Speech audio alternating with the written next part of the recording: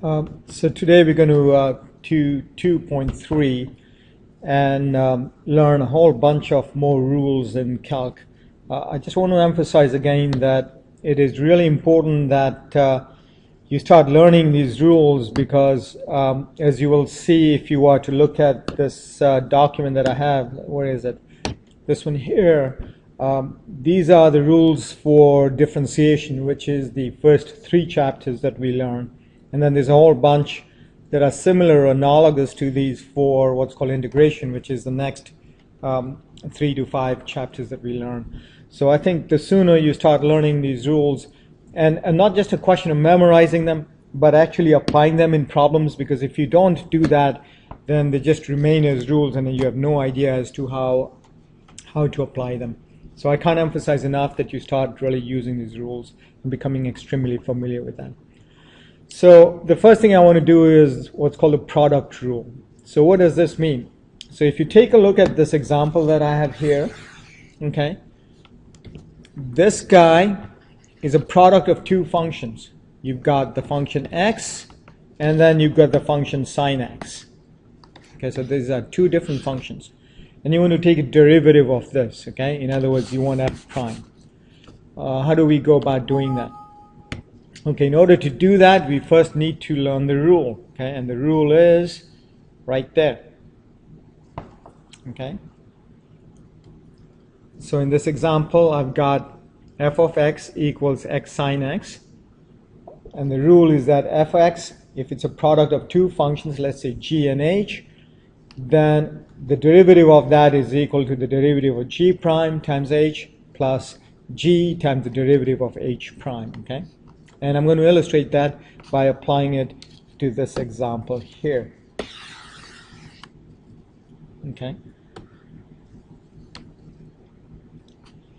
So I want to differentiate this, and if you take a look at the rules, then this would be your g and this would be your h. Okay.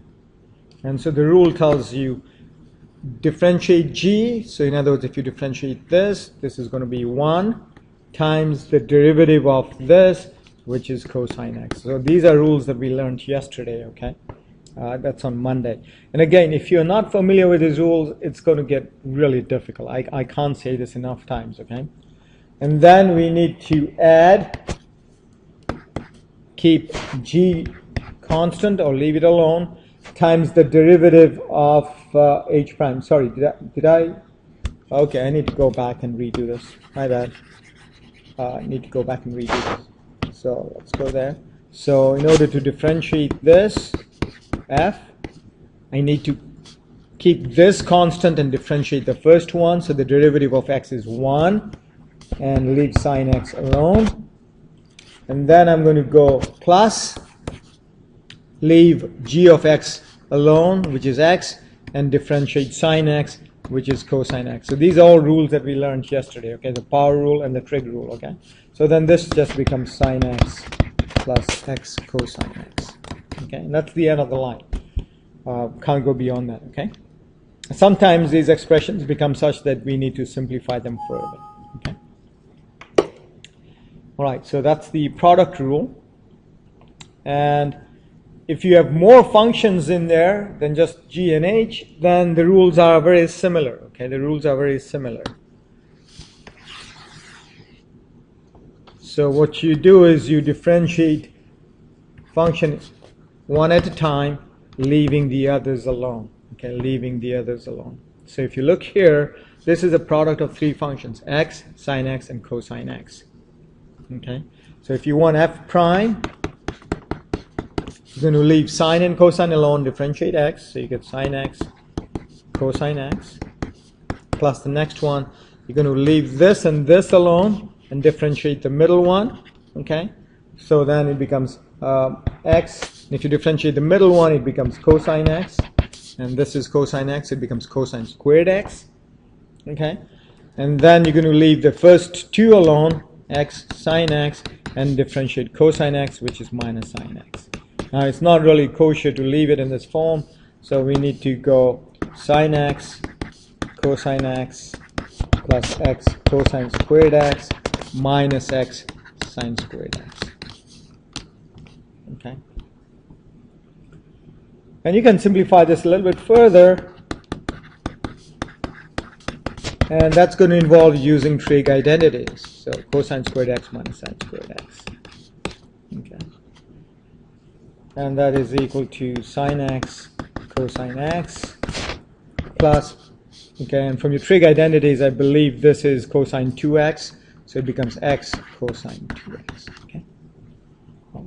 So again, a lot of formulas that you just have to know.